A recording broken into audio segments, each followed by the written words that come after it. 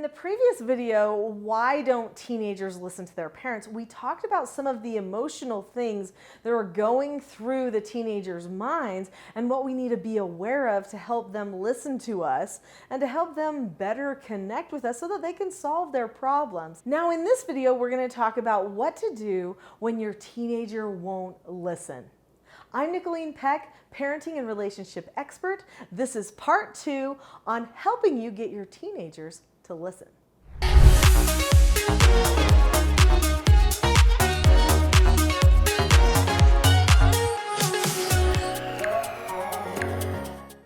We're going to look at this problem of children not listening to their parents through the lens of self-government. So what is self-government? Self-government is being able to determine the cause and effect of any given situation and possessing a knowledge of your own behaviors so that you can control them.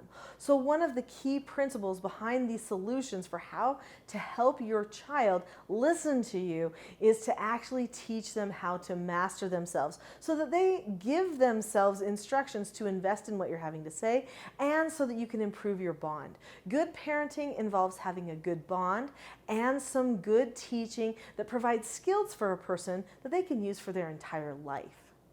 We've already talked about why teenagers won't listen, but now we're going to talk about what to do. I'm going to share with you some of the good things my parents did when I was the teenager not listening. The things that I remember and recognize did have an impact, even though, as I mentioned in the last video, they didn't do everything exactly perfect. But also, I'd like to share with you how the brain works and what types of ways we can instruct our children when they need it most and are starting to go out of control and just really not care about the conversation that needs to be had. We're also going to talk about correcting and a whole lot more. There were 2 things my parents did when I didn't want to listen to them as a teenager that really did make a difference. One of those things was they maintained their proper role. So they knew who they were in the family. In fact, parents used to do better at maintaining their proper roles than they actually are nowadays. We've had a lot of confusion with what the role of parent is, and the busier we get, we start to abdicate some of our roles to other people, other devices, and conveniences. But back when I was a child, my parents knew we are the parent, we need to maintain the parental authority. Now, they didn't always do it perfectly or with calmness, but they did do it. And they made sure that I always knew that I was the child that needed to learn from them. They were the teachers. That was part of their role. Now, if you want to examine the concept of roles a little bit more, I do have a book called Roles: The Secret to Family, Business, and Social Success, which is all about a family whose roles are a little off and what happens to that family when the roles get in the right place. In fact, it's kind of a fun one to read with your teenagers. It's designed for just such a study. Anyway, that was number 1. I knew they were the parents. And even if I thought I knew more than them or I thought I was smarter than them, I knew that I was never going to take that power or authority away. In fact, that provided a lot of security for me, even though I was being oppositional for a period of a few years. The second thing that they did that was really good for me to see was they kept trying. Even though I didn't want to listen, they didn't stop reaching out to me. And that was huge. Because they knew their role, because they knew what was most important, which was the bond and in the family. Even though the bonds weren't perfect, they did still keep trying to repair those bonds. And I saw that effort. And when you see a parent put forth that effort, there is a point in a teenager's mind when they're mature enough to recognize, you know, they're trying really hard and I'm on purpose making this so that it doesn't work. It really is my fault that we're not getting along right now or that we're not able to talk openly with each other. So what do you do when your teenager won't listen to you? Think about that. What is your go-to? What do you usually do? Do you yell? Do you withdraw? Do you try to force ideas down their throat? I hope that you're taking cues because there's a lot of things that go on inside their brain when they are choosing not to listen. In fact, probably certain chemicals are firing that are taking over some of their brain function that they need to be able to listen and apply the good things that you're telling them. So what are some of the cues that we should be looking for? If you're talking to them and they all of a sudden start looking a different direction, if they all of a sudden start tapping on something, they're probably going to a different place in their brain. And when they go to a different place in their brain, they're not going to be able to problem solve with you. So what you need to do at that point is get them to calmness first. Your only direction that you should be pointing if a child won't listen to you and they're giving you cues that they aren't paying attention is to get them to calmness. Leave the topic alone. Maybe they took the car without asking. Leave that alone. You'll get back to it after they're calm. There's no point in talking about something with a teenager, or with anyone for that matter, if they're not calm first. You can't solve the problem. So first things first, let's get them to calm. One of the ways that we help them get to calm is by appealing to the right part of the brain. And I don't mean the right part, I mean the right part, the correct part, in the front of the brain. So the front of the brain does your logical processing, that's your prefrontal cortex. When a person is in the emotional part of their brain and they're going out of control, you need to give them instruction, pre-teach, direction that is pointing toward the solution. Not the solution to the thing they're mad about, but the solution to their immediate problem, which is they're not being calm. They can't listen, they can't talk because they're not being calm. So we give a series of instructions. In the Teaching Self-Government Parenting course, we talk about giving a pre-teach, an instruction, and then a correction multiple times. We do this in a skill set that we teach called the Rule of Three. This Rule of Three is designed to help a person go from being not calm to calm, and it's designed to help you have calmness all at the same time. To prepare your child to listen to you at any time, the first thing you need to do is pre-teach. So pre-teach the child about the skill listening and about the skill being part of a conversation.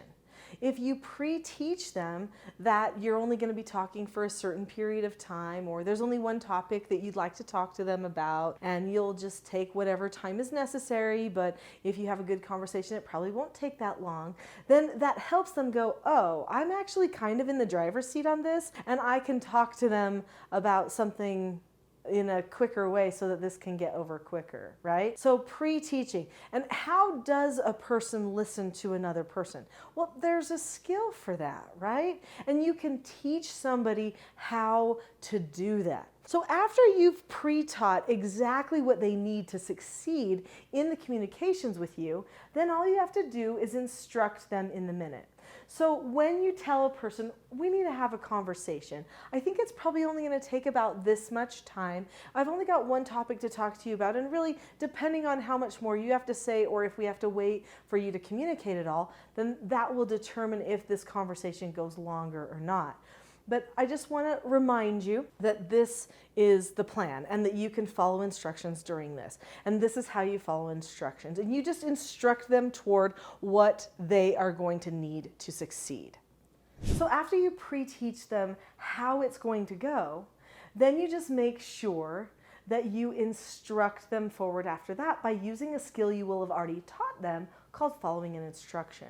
So when you teach someone to follow an instruction, you teach them 5 steps. To look at the person, to keep a calm face, voice, and body, to say okay or ask to disagree appropriately, do the task immediately and then check back. In this instance, you're going to be teaching them or instructing them to follow the instruction of listening. That's what you're going to be instructing them to do. And they can always disagree appropriately with you. Usually if you instruct them in a certain way and you say, you know what, I'm going to talk to you, this is what's going to happen, okay, this is what you need to do, that solves all the problem right there. Usually you don't even have to pass that and go on to any corrections at all, but sometimes you do have to correct.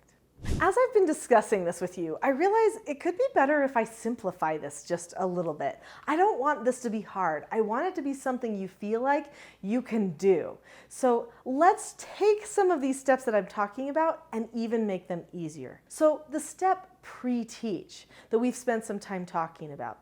You can even just pre-teach at the very beginning that they're going to follow an instruction.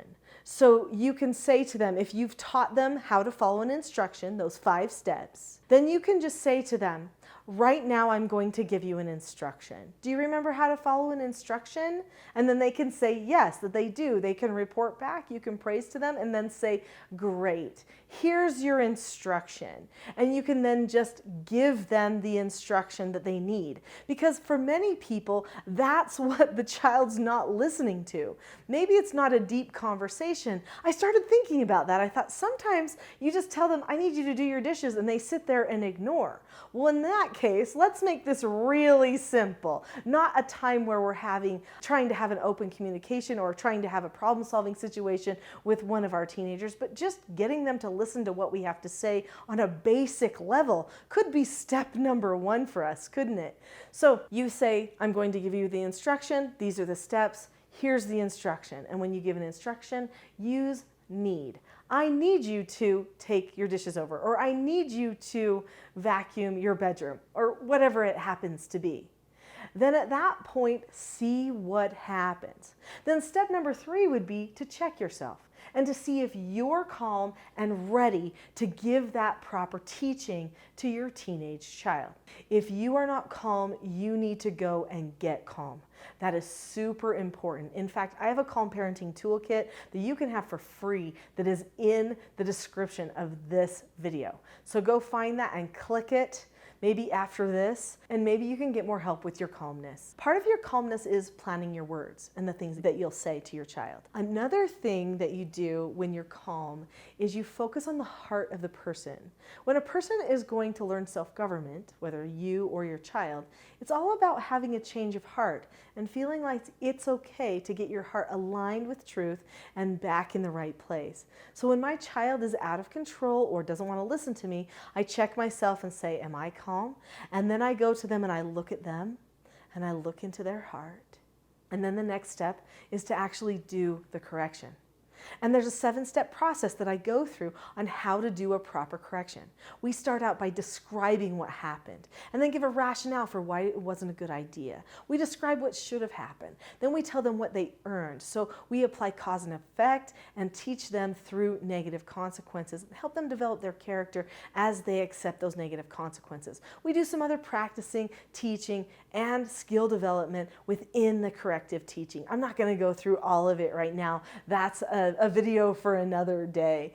But then we do that correction after we know we're calm and I'm sending that love to them. Then after that, if they're still not going to listen to me and they're going to go out of control, maybe go all the way to back brain where they can't even think very clearly, then remember we have to appeal to front brain.